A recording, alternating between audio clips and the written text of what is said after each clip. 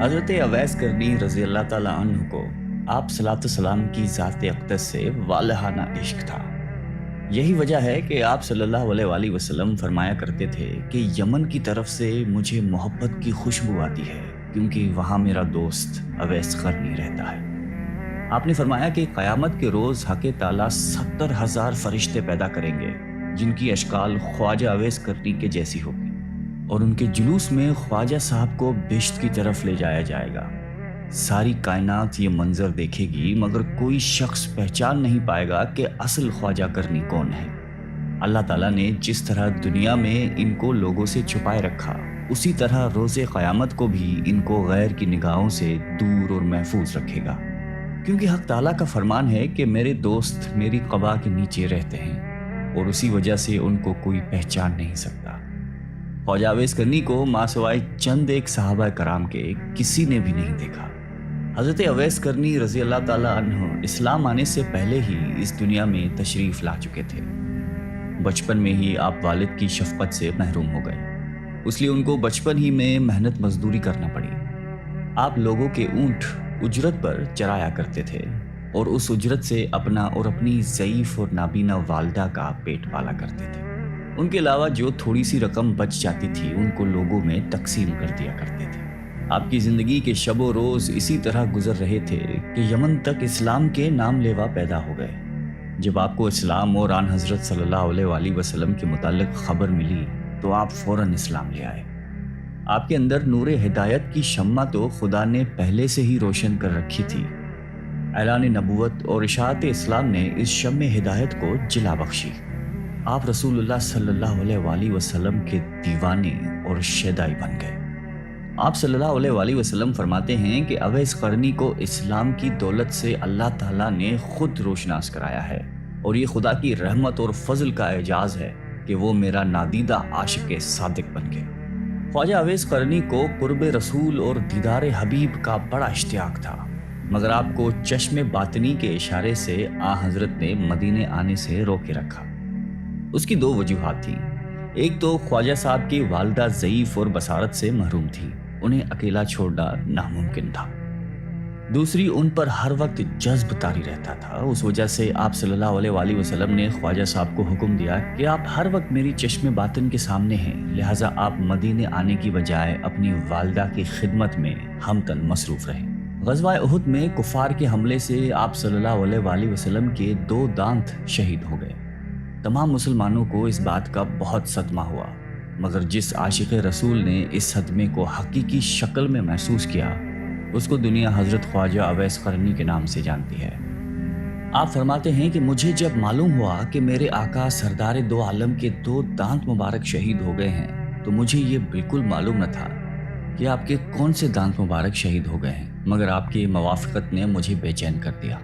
میں نے پہلے ایک دانت توڑا، پھر مجھے خیال ہوا کہ شاید یہ والا دانت نہ ٹوٹا ہو، پھر دوسرا توڑا، پھر تیسرا توڑا۔ غرض یہ کہ جوں جوں جنون موافقت شدت اختیار کرتا گیا، میں دانت توڑتا چلا گیا، حتیٰ کہ سارے دانت توڑ ڈالے۔ اللہ تعالیٰ کو اپنے محبوب کے اس عاشق دلگیر کی یہ ادا بڑی پسند آئی اور اس کے لیے کیلے کا درخت پیدا کیا، کیونکہ ٹوٹے دانتوں کے ساتھ سوائے نرم کیلوں کے اور کوئی چیز کھانا ممکن نہیں تھی۔ صحابہ کرام نے آپ صلی اللہ علیہ وآلہ وسلم سے وقت وصال پوچھا کہ آپ کا خرقہ ہم کس کو دیں؟ آپ نے فرمایا کہ اویس قرنی کو۔ اس مقصد کی بجاوری کے لیے سیدنا حضرت عمر فاروق رضی اللہ تعالیٰ عنہ اور حضرت علی مرتضیٰ کوفہ تشریف لے گئے اور جمعہ نماز کے خطبے میں کہا، مسجد میں نجد سے تعلق رکھنے والے جتنے لوگ ہیں سب کھڑے ہو جائیں۔ چنانچہ اہل نجد کھڑے ہو گئے۔ ان سے پوچھا گیا کہ شہر میں کوئی اویس قرنی نام کا شخص ہے؟ سب نے جواب دیا کہ ہم اویس قرنی سے بالکل شناسا نہیں ہیں۔ ہاں، البتہ ایک دیوانہ ہے جو لوگوں سے بیزار ہو چکا ہے اور ہر وقت ویرانوں میں رہتا ہے اور آبادی کی طرف بالکل نہیں آتا۔ حضرت عمر اور حضرت علی نے کہا کہ وہ کہاں ہے، ہمیں اس سے ملواؤ۔ عرض کی گئی کہ وہ وادی ارنا میں اونٹ چراتا ہے اور رات کو روکھی سوکھی کھا کر سوتا رہتا ہے، کسی سے بات نہیں کرتا۔ وہ کھانا جو ہم لوگ کھاتے ہیں اس کو پسند نہیں کرتا، لوگوں کو خوش دیکھتا ہے تو روتا ہے، اور جب لوگوں کو روتے ہوئے دیکھتا ہے تو خوش ہوتا ہے۔ جب حضرت عمر اور حضرت علی وادی ارنا میں پہنچے تو انہوں نے دیکھا کہ خواجہ اویس قرنی نماز ادا کر رہے ہیں۔ और उनके ऊँटों को फरिश्ते चरा रहे हैं। जब ख्वाजा अवैस नमाज से फारिग हुए तो हज़रत उमर ने आपको अस्सलाम वालेकुम कहा। जवाब मिला वालेकुम अस्सलाम। हज़रत अली ने आपसे नाम पूछा। जवाब दिया कि मेरा नाम अल्लाह का बंदा है। हज़रत उमर ने कहा कि अल्लाह के बंदे तो हम सब हैं, आप अपना ख़ास नाम बताइए। ख्वाजा साहब बोले कि मेरा नाम अवैस है। हज़रत उमर ने उनका हाथ पकड़कर वो निशान देखा जिसके मुतालिक हज़रत सल्लल्लाहु अलैहि वसल्लम ने ज़िक्र फरमाया था कि वो निशान अवैस की शनाख्त की अलामत होगा। हज़रत उमर ने जब वो निशान अलामत ख्वाजा अवैस के हाथ पर देखा तो उनके हाथ को बोसा दिया और कहा कि ए अवैस क़रनी, रसूलुल्लाह सल्लल्लाहु अलैहि वसल्लम ने आपको सलाम भेजा है और साथ ही ये मरका भी इनायत फरमाया है और वसीयत फरमाई है कि आप उम्मत मोहम्मदिया की बख्शिश के लिए दुआ करें। ख्वाजा अवैस करनी ने फरमाया कि ए उमर और अली, आप लोग हज़रत सल्लल्लाहु अलैहि वसल्लम के रफ़ीक ख़ास हैं और मुझसे अव्वला हैं। दुआ तो आप लोग करें क्योंकि आपका मर्तबा खुदा की दरबार में बहुत बुलंद है। हज़रत उमर और हज़रत अली यकज़बां होकर बोले, हम तो दुआ करते हैं मगर आप बमूजब वसीयत रसूलुल्लाह सल्लल्लाहु अलैहि वसल्लम उम्मत मुसलमा के लिए दुआ फरमाइए।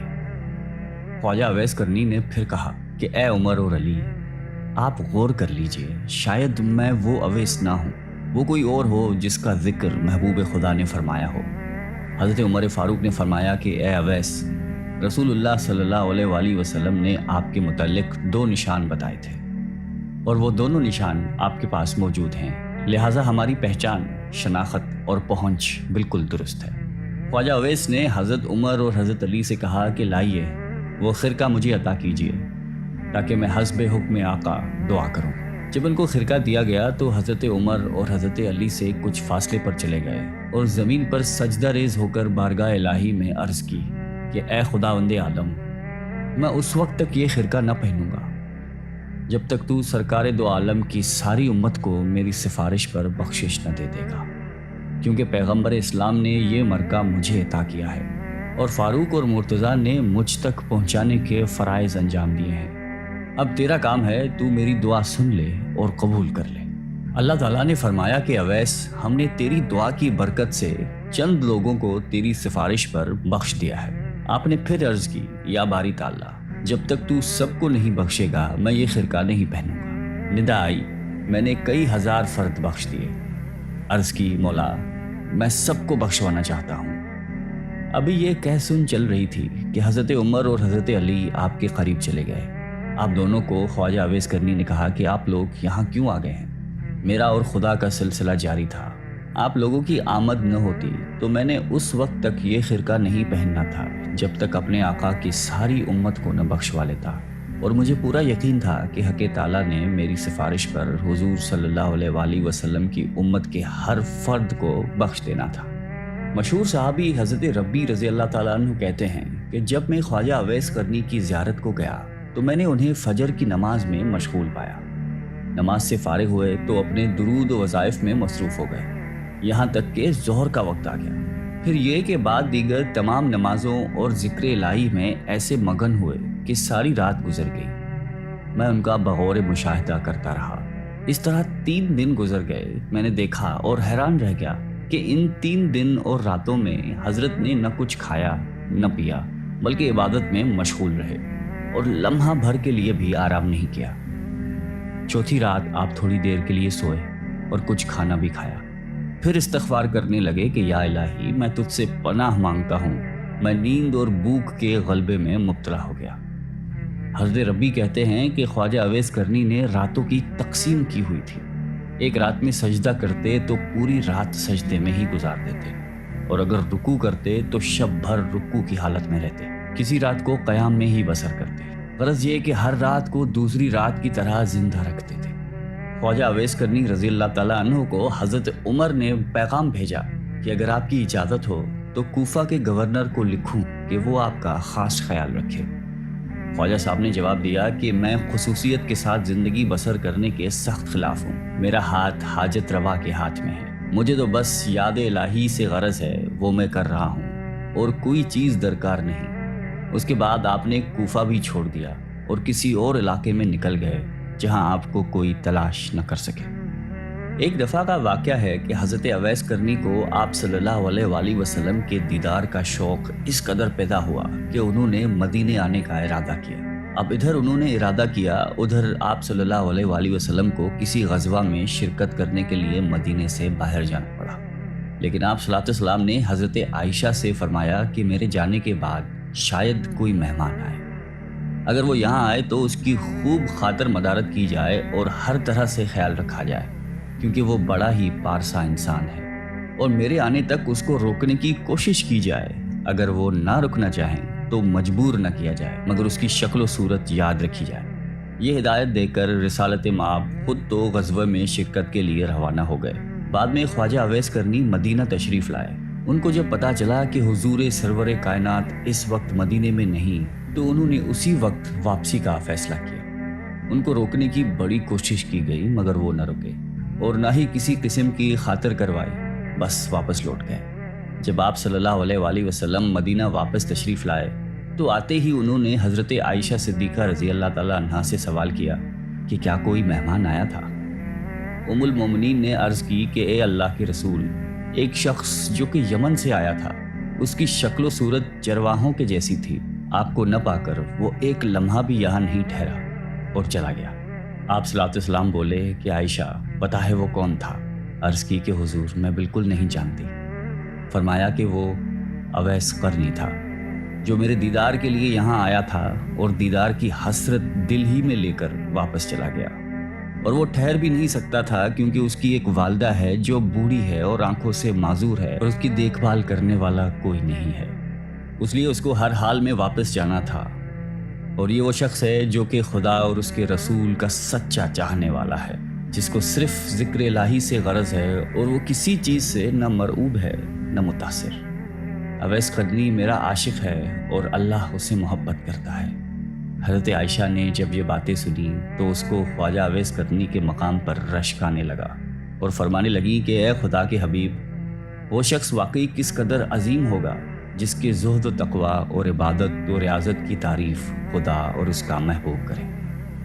مشہور تابعی حضرت حرم بن حیان رضی اللہ تعالیٰ عنہ کی ایک بار خواجہ اویس قرنی رضی اللہ تعالیٰ عنہ سے ملاقات ہوئی۔ وہ اپنی ملاقات کچھ اس طرح بیان کرتے ہیں۔ خواجہ اویس کرنی کوفہ میں مقیم تھے۔ میں نے آپ کی تعریف سنی، ملاقات کا شوق غالب ہوا اور میں ان کی زیارت کے لیے کوفہ پہنچا۔ لوگوں نے بتایا کہ وہ دریائے فرات پر ملیں گے۔ فرات کے کنارے پر پہنچا تو دیکھا کہ ایک شخص تنہا بیٹھا دوپہر کے وقت وضو کر رہا تھا اور کپڑے دھو رہا تھا۔ میں اویس کرنی کے اوصاف سن چکا تھا، اس لیے فوراً ہی پہچان گیا۔ ان کا جسم فربا اور رنگ گندمی تھا، سر منڈا ہوا تھا اور داڑھی گھنی تھی، بدن پر بہت بال تھے اور چہرہ بہت بڑا اور محیب تھا۔ صوف کا پاجامہ پہنے ہوئے تھے اور صوف ہی کی ایک چادر جسم پر تھی۔ میں نے قریب پہنچ کر سلام کیا۔ انہوں نے جواب دیا اور میری طرف دیکھ کر کہا کہ اللہ تمہیں سلامت رکھے۔ پھر میں نے مصافحے کے لیے ہاتھ بڑھایا، لیکن انہوں نے مصافحہ کرنے سے گریز کیا اور اپنے پہلے الفاظ دہرائے کہ اللہ تمہیں سلامت رکھے۔ مجھے ان کی حالت پر بڑا ترس آیا اور میری آنکھوں سے آنسو بہنے لگے۔ جب میں نے رقت بھرے لہجے میں کہا کہ اویس، خدا تم پر رحمت کرے اور تمہاری مغفرت فرمائے، تو وہ بھی رونے لگے اور مجھ سے مخاطب ہو کر فرمایا کہ حرم بن حیان، خدا تم پر رحم کرے میرے بھائی، تمہارا کیا حال ہے؟ تمہیں میرا نام و پتہ کس نے بتایا؟ میں نے عرض کیا کہ خدا نے۔ مگر اے اویس، یہ تو بتاؤ کہ تمہیں میرا اور میرے باپ کا نام کیسے معلوم ہوا؟ اس سے پہلے نہ میں نے تمہیں دیکھا ہے نہ تم نے مجھے۔ حضرت اویس نے جواب دیا کہ تمہارا نام مجھے اس نے بتایا ہے جس کے علم و خبر سے کوئی چیز باہر نہیں۔ میری روح نے تمہاری روح کی طرف توجہ کی اور میرے روح نے تمہاری روح کو پہچان لیا۔ مومن کی روحیں ایک دوسرے کو پہچان لیتی ہیں۔ میں نے عرض کی کہ رسول اللہ صلی اللہ علیہ وآلہ وسلم کی کوئی حدیث مبارک سنائیے تاکہ میں اسے یاد کر لوں۔ حضرت اویس قرنی نے فرمایا کہ میں نے سرکار دو عالم صلی اللہ علیہ وآلہ وسلم کی شرف صحبت حاصل نہیں کی، البتہ حضور صلی اللہ علیہ وآلہ وسلم کے صحابہ کرام کو دیکھنے کی سعادت نصیب ہوئی ہے، اور تم لوگوں کی طرح ان کی زبان سے میں نے بھی حضور کی احادیث سنی ہیں، لیکن میں اپنے اوپر یہ دروازہ کھول کر محدث، مفتی اور قاضی کہلانا پسند نہیں کرتا۔ مجھے خود اپنے نفس کے بہت سے کام ہیں۔ یہ کہہ کر وہ میرا ہاتھ پکڑ کر رونے لگے۔ میں نے درخواست کی کہ پھر قرآن حکیم کی ہی کچھ آیات سنا دیجیے۔ میرے دل میں آپ کی زبان سے قرآن سننے کا بے حد اشتیاق ہے۔ میری آپ سے محبت اور عقیدت خدا کے لیے ہے۔ میرے لیے دعا فرمائیے اور کچھ وصیتیں کیجیے۔ میری درخواست سن کر اویس رضی اللہ تعالیٰ عنہ نے اعوذ باللہ من الشیطان الرجیم پڑھا اور چیخ مار کر رونے لگے۔ پھر فرمایا میرے رب کا ذکر بلند ہے، اس کا قول سب سے سچا ہے، اس کا کلام سب سے اچھا ہے۔ یہ کہہ کر انہوں نے ان آیات کی تلاوت کی۔ حامیم والکتاب المبین انا انزلناہ فی لیلۃ مبارکۃ انا کنا منذرین هو العزیز الرحیم تک پڑھ کر چیخ ماری اور بے ہوش ہو گئے۔ ہوش میں آئے تو فرمایا حرم بن حیان تمہارا باپ مر گیا، ان قریب تم کو بھی مرنا ہے، کیا خبر جنت میں جائیں یا دوزخ میں۔ ابن حیان آدم فوت ہو گئے، حوا فوت ہو گئی۔ ابن حیان نوح اور ابراہیم خلیل اللہ فوت ہو گئے۔ ابن حیان موسیٰ اور داؤد فوت ہو گئے۔ ابن حیان محمد رسول اللہ فوت ہو گئے۔ ابو بکر صدیق فوت ہو گئے۔ ابن حیان میرے بھائی عمر بن خطاب فوت ہو گئے۔ اور یہ کہہ کر انہوں نے مغفرت کی دعا کی۔ اس وقت تک حضرت عمر فاروق رضی اللہ تعالیٰ عنہ زندہ تھے، اس لیے میں نے کہا کہ خدا آپ پر رحم کرے، عمر خطاب رضی اللہ تعالیٰ تو ابھی فوت نہیں ہوئے۔ فرمایا ہاں، جو کچھ میں نے کہا ہے اگر تم اس کو سمجھو تو خود جان جاؤ گے کہ میں اور تم بھی مردہ ہیں، ہونے والی بات ہو چکی ہے۔ اس کے بعد حضرت اویس کرنی رضی اللہ تعالیٰ عنہ نے سرکار دو عالم صلی اللہ علیہ وآلہ وسلم پر درود بھیجا، پھر کچھ اور دعائیں پڑھی اور فرمایا کہ حرم بن حیان، میری وصیت یہ ہے کہ کتاب اللہ کو مضبوطی سے پکڑو، اہل اللہ کی صحبت اختیار کرو اور نبی کرم صلی اللہ علیہ وآلہ وسلم پر ہمیشہ درود و سلام بھیجتے رہو۔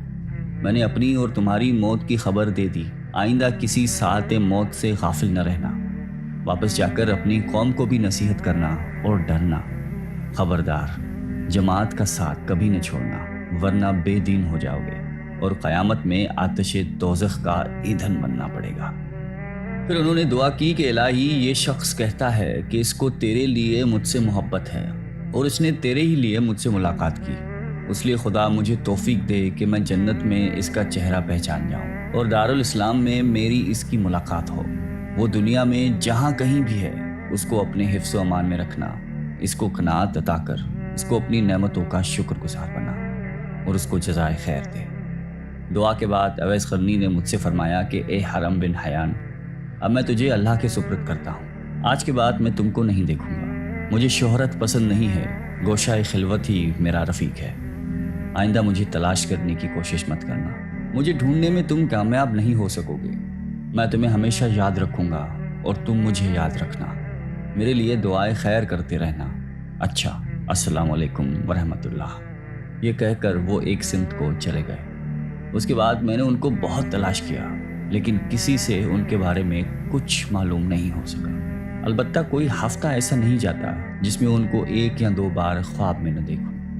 اللہ تعالیٰ اویس قرنی پر رحمت نازل فرمائے اور ان کی مغفرت فرمائے، آمین۔